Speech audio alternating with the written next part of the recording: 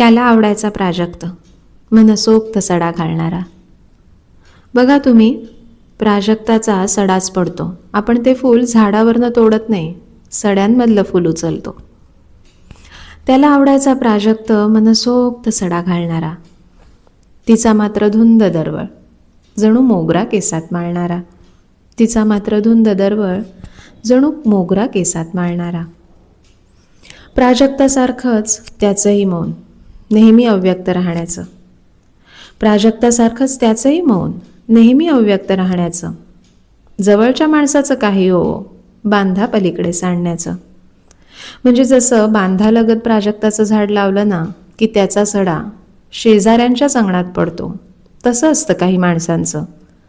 ती घरातल्या किंवा जवळच्या माणसाशी कमी बोलतात आणि जगात मात्र अगदी ओतू जात असतात. प्राजक्तासारखंच त्याचंही मौन, नेहमी अव्यक्त राहण्याचं. जवळच्या माणसाचं काही हो, बांधा पलीकडे सांडण्याचं. मोगरा खरं तर स्वच्छंदी पण दोऱ्यात ओवून घेणारा. मोगरा खरं तर स्वच्छंदी पण दोऱ्यात ओवून घेणारा. तिलाही त्याचीच ओढ जो प्रेमाने बांधून ठेवणारा. तिलाही त्याचीच ओढ जो प्रेमाने बांधून ठेवणारा.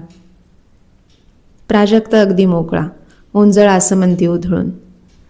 प्राजक्त अगदी मोकळा, ओंजळ आसमंती उधळून. अन कोमेजूनही सुटत नाही दोरा तिच्या हातून. तसं असतं काही जणांचं की गोष्टी घडून गेल्या तरी त्या सुटत नाहीत मनातनं.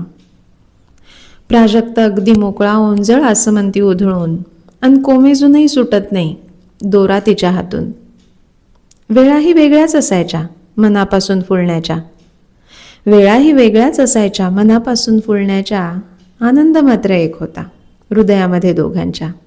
आनंद मात्र एक होता हृदयामध्ये दोघांच्या. बाकी तशा पूर्ण वेगळ्या त्या दोघांच्या व्यथा.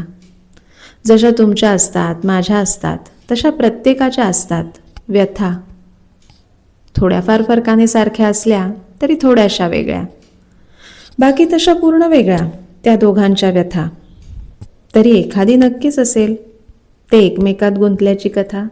तरी एखादी असेलच ते एकमेकात गुंतल्याची कथा.